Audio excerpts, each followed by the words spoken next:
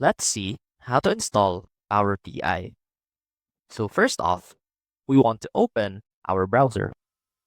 And then from here, simply type in Power BI installation and desktop. And from here, look for the official Microsoft website.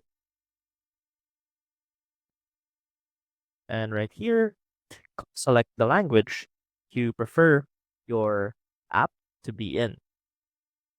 So that we have English right there. Click on download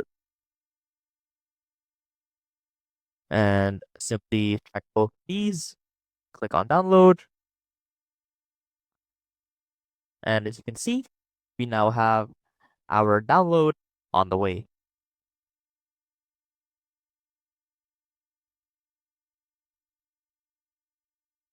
And while waiting for that, after this download is finished, we can go ahead and run the file, this setup.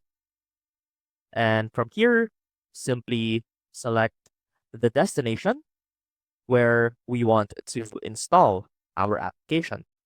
And from there, simply click install and it should install all of the downloaded files for Power BI.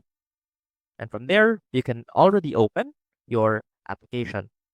And that is how you can install Power BI in your desktop. I hope this helped, and I will see you soon.